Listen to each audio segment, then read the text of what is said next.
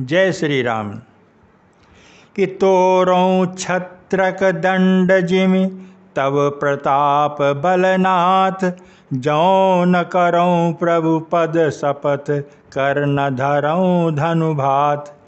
लक्ष्मण जी श्री राम जी से कहते हैं कि हे नाथ, आपके प्रताप के बल से धनुष को कुकुरमुत्ते की तरह तोड़ दूं। यदि ऐसा न करूं तो प्रभु के चरणों की शपथ है, फिर मैं धनुष और तरकस को कभी हाथ में भी न लूँगा। कि लखन सकोप बचन जब बोले, डगमगाहि दिग्गज सब डोले। कि सकल लोग सब भूप डेराने, असियहि हरसु जनकु सकुचाने।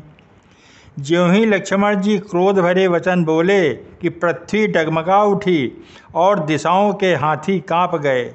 सभी लोग और सब राजा डर गए। सीता जी के हृदय में हर्ष हुआ और जनक जी सकुचा गए। कि गुरु रघुपति सब मुनि मन माही, अमुदित भये पुनि पुनि पुल काही। शयनहि रघुपति लखन निवारे, प्रेम समेत निकट बैठारे। गुरु विश्वामित्र जी, श्री रघुनाथ जी और सब मुनि मन में प्रसन्न हुए और बार बार पुलकित होने लगे।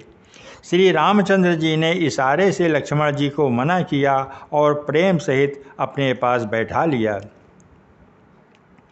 कि विश्वामित्र समय शुभ जानी, अब बोले अति स्नेहमय बानी। कि उठहु राम अभंजव भव चापा, अमेटहु तात जनक परितापा। विश्वामित्र जी शुभ समय जानकर अत्यंत प्रेम भरी वाणी से बोले कि हे राम, अब उठो, शिव जी का धनुष तोड़ो और हे तात, जनक का संताप मिटाओ। कि सुनि गुरु बचन चरण सिरु नावा, अहरसु विषाद न कछुर आवा। ठाड़े भय उठि सहज सुभाए, अठमनि जुबा मृगराजु लजाए। गुरु के वचन सुनकर श्री रामचंद्र जी ने चरणों में सिर नवाया और उनके मन में न हर्ष हुआ न विषाद हुआ, और वे अपनी ऐण खड़े होने की शान से जवान सिंह को भी लजाते हुए सहज स्वभाव से ही उठ खड़े हुए। कि उदित उदय गिरि मंच पर, रघुवर बाल पतंग। बिकसे संत सरोज सब, हरसे लोचन भृंग। मंच रूपी उदयाचल पर रघुनाथ जी रूपी बाल सूर्य के उदय होते ही सब संत रूपी कमल खिल उठे और नेत्र रूपी भौरे हर्षित हो गए। कि नृपन केरी आशा निशिनासी, अब बचत नखत अवली न प्रकाशी। मानी महिप कुमुद सकुचाने, कपटी भूप उलूप लुकाने। राजाओं की आशा रूपी रात्रि नष्ट हो गई। उनके वचन रूपी तारों के समूह का चमकना बंद हो गया। वे मौन हो गए। अभिमानी राजा रूपी कुमुद संकुचित हो गए और कपटी राजा रूपी उल्लू छिप गए। कि भय विशोक कोक मुनि देवा, अबरि सहि सुमन जना वहीं सेवा। कि गुरुपद बंदी सहित अनुरागा, राम मुनिन सन आयसु मांगा। मुनि और देवता रूपी चकवे शोक रहित हो गए। वे फूल बरसाकर अपनी सेवा प्रकट कर रहे हैं। प्रेम सहित गुरु के चरणों की वंदना करके श्री रामचंद्र जी ने मुनियों से आज्ञा मांगी।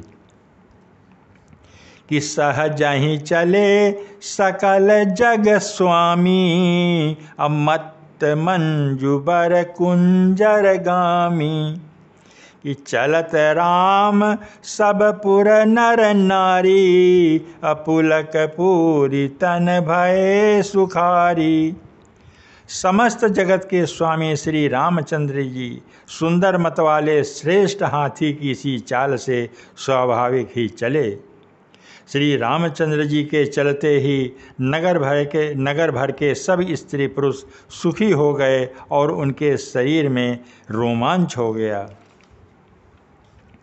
कि बंदी पितर सुर सुकृत सम्हारे, अजो कछु पुण्य प्रभाव हमारे।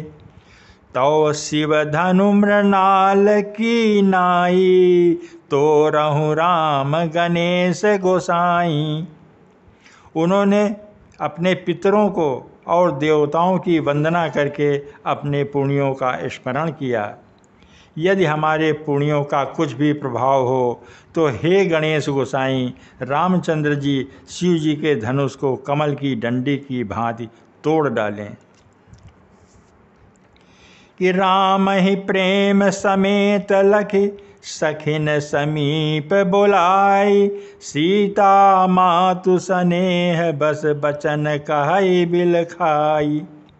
श्री रामचंद्र जी को वात्सल्य प्रेम के साथ देखकर और सखियों को समीप बुलाकर सीता जी की माता स्नेहवश बिलख कर विलाप करती हुई सी ये वचन बोली। कि सखी सब कौतुक देखी निहारे, अजेऊ कहावत ही तू हमारे। को न बुझाई काहे गुर पाही, ए बालक असि हठ भल नाही। हे सखी, ये जो हमारे हितू कहलाते हैं वे भी सब तमाशा देखने वाले हैं। कोई भी इनके गुरु विश्वामित्र जी को समझाकर नहीं कहता कि ये जो राम जी हैं बालक हैं, इनके लिए ऐसा हठ अच्छा नहीं। जो धनुष रावण और बाण जैसे जग विजयी वीरों के हिलाई न हिल सका, उसे तोड़ने के लिए मुनि विश्वामित्र जी का राम जी को आज्ञा देना और राम जी का उसे तोड़ने के लिए चल देना रानी को हट जान पड़ा।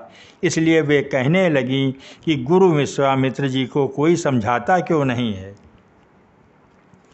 कि रावण बाण छुआ नहीं चापा, हारे सकल भूप करिदापा। सो धनुराज कुंवर कर देही, बाल मराल की मंदर लेही। रावण और बाणासुर ने जिस धनुष को छुआ तक नहीं और सब राजा घमंड करके हार गए, वही धनुष इस सुकुमार राजकुमार के हाथ में दे रहे हैं। हंस के बच्चे भी कहीं मंदराचल पहाड़ उठा सकते हैं। भूप शयानप सकल सिरानी, सखी विधि गति कछु जाति न बजानी। कि बोली चतुर सखी मृदुबानी, तेजवंत लघु गनीय नरानी।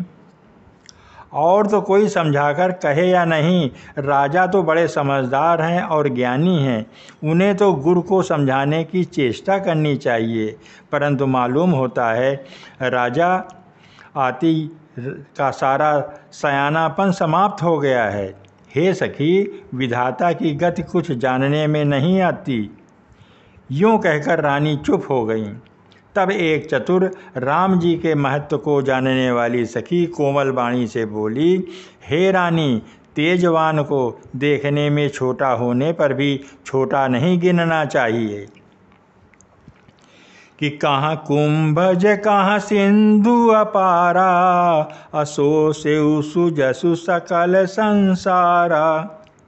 कि रवि मंडल देखत लघु लागा, उदयता त्रिभुवन तम भागा। कहाँ घड़े से उत्पन्न होने वाले छोटे से मुनि अगस्त और कहाँ अपार समुद्र, किंतु उन्होंने उसे सोख लिया जिसका सुयश सारे संसार में छाया हुआ है। सूर्यमंडल देखने में छोटा लगता है, पर उसके उदय होते ही तीनों लोगों का अंधकार भाग जाता है। जय श्री राम, जय श्री राम।